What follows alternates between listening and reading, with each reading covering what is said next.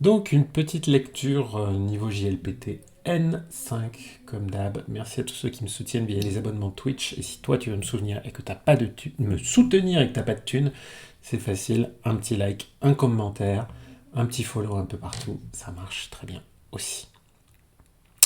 Ikimashou nazo nazo ichiban sono ichi doubutsu. Nazo nazo, c'est une devinette. Nazo, c'est une devinette. Quand on le répète deux fois comme ça, nazo nazo, ça donne un petit côté ludique. Ouf, trop bouffé. Nazo nazo, ichiban. Doubutsu. Doubutsu, les animaux. En, le parc. Doubutsu en, le zoo. Doubutsu en. Donc, petite devinette au zoo. Koko wa doubutsu en desu. Iroiro na doubutsu ga imasu. Koko wa, ici, doubutsu en desu. Ici, c'est un zoo. Iroiro na doubutsu ga imasu. Iroiro, toutes sortes de variés. Iroiro na doubutsu, des animaux, ga imasu. Les doubutsu, c'est littéralement des choses animées. Donc, comme ce sont des êtres vivants, on utilise le verbe imasu et non pas arimasu. D'accord? Iroiro na doubutsu ga imasu. Il y a toutes sortes d'animaux. Ah! Zoo, kirin, shimauma mo imasu.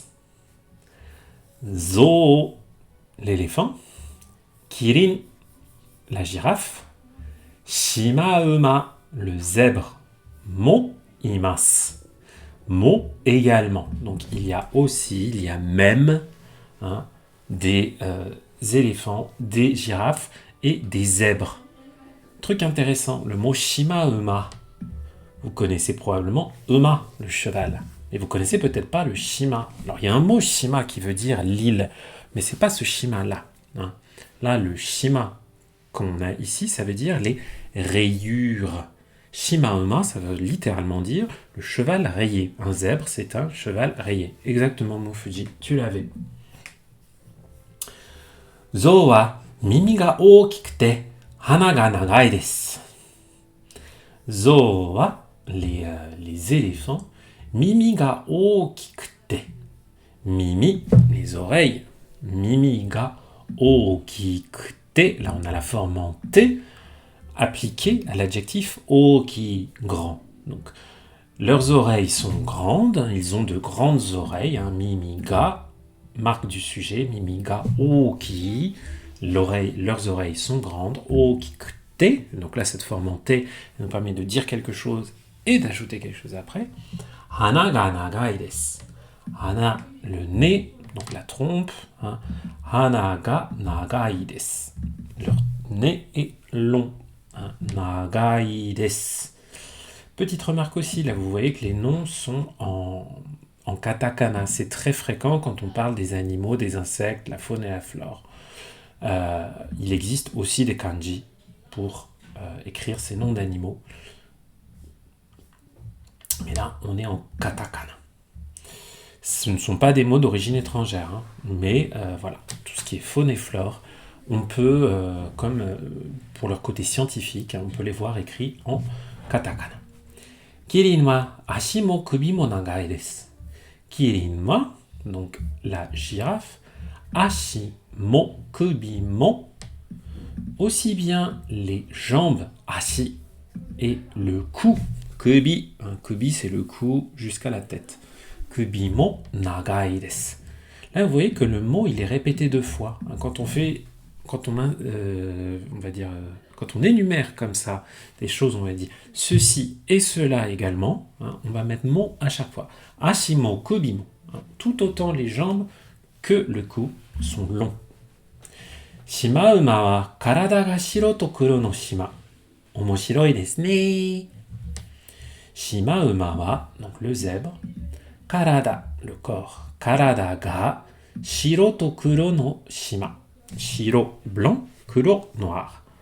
No shima. Donc là, vous voyez que shiro to kuro, c'est des noms. C'est vraiment les couleurs. C'est pas les adjectifs shiroi, kuroi. Non, là c'est shiro to kuro no. Et donc comme c'est un groupe nominal, vous voyez, noir et blanc, no shima. Donc là, le shima, les rayures. Donc son corps a des rayures. Vous voyez, il n'y a pas vraiment de verbe après. Karada ga babababa.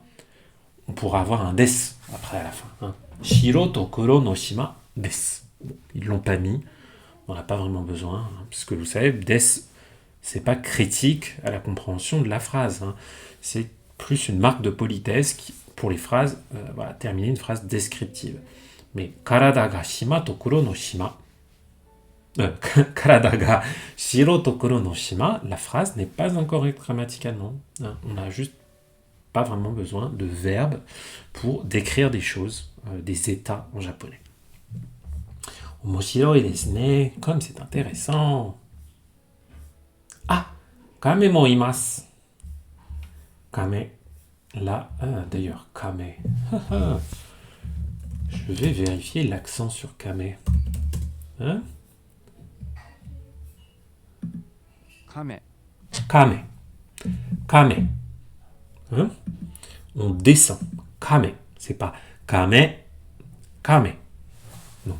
Kame mo imasu. Donc, il y a aussi une tortue. Kawaii desu ne. Hein? N'oubliez pas les deux i à kawaii.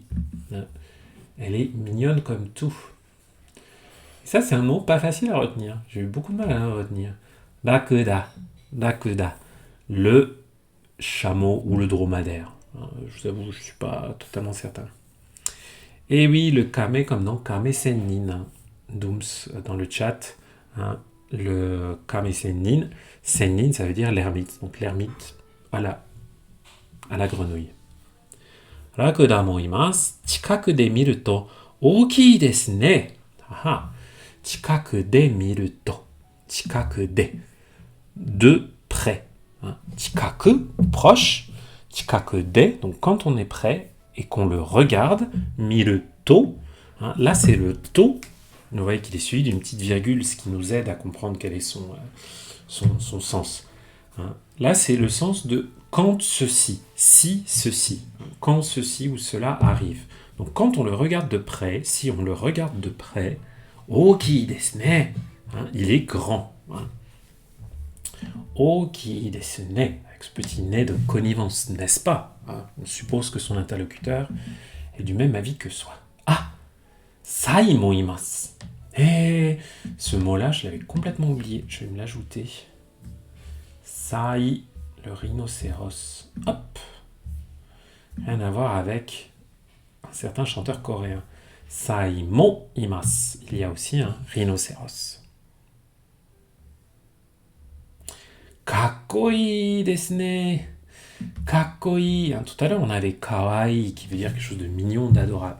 Là, on a kakkoi. Hein, c'est la contraction de kakkogai. Hein, littéralement, l'allure est belle.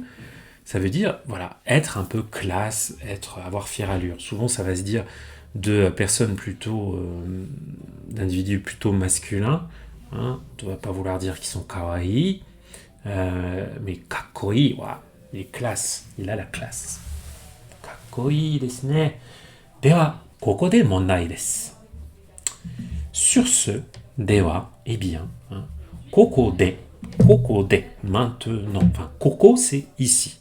Donc là, on veut dire koko de mondai desu. On va voir qu'il y a un problème mondai. Donc, voici le mondai. Kame to rakuda to sai ga issho ni kaimono ni ikimasu. Nani o kaimasu ka? Donc là, on a notre petite devinette. Kame to rakuda to sai ga issho ni. Ensemble. Donc, notre tortue, notre chameau et notre rhinocéros, issho ni, ensemble, kaimono ni ikimasu. Kaimono, les courses, ni, la direction, là où on va, poum, ikimasu, ils vont faire les courses. Nani o kaimasu ka? Qu'est-ce qu'ils vont bien acheter? Nani o kaimasu ka? Avec le o de la marque, de l'objet, hein, complément d'objet direct, de kae, acheter. Nani o kaimasu ka? Qu'est-ce qu'ils vont bien pouvoir acheter? Muzukashi desu ka? C'est difficile? Muzukashi? Difficile? Kotae wa kamera desu. Eh, wakarimasen ka? J'ai compris la blague. Kotae wa, la réponse, kamera desu. La réponse c'est caméra. Et wakarimasen ka? Quoi? Vous comprenez pas la blague? Kame rakuda sai. Kame rakuda sai. Caméra kudasai. Caméra kudasai. Ah! Donc vous comprenez peut-être Kamera kudasai. Kamera kudasai. Donnez-moi un appareil photo. Kudasai, c'est quand on demande à quelqu'un de vous donner quelque chose. Kamera kudasai. Ah! Kamera kudasai. Et voilà. Une petite blagounette bien sympa pour retenir quand même des mots de vocabulaire pas évidents. Hein? Kame, rakuda et sai. Quelques petits animaux japonais.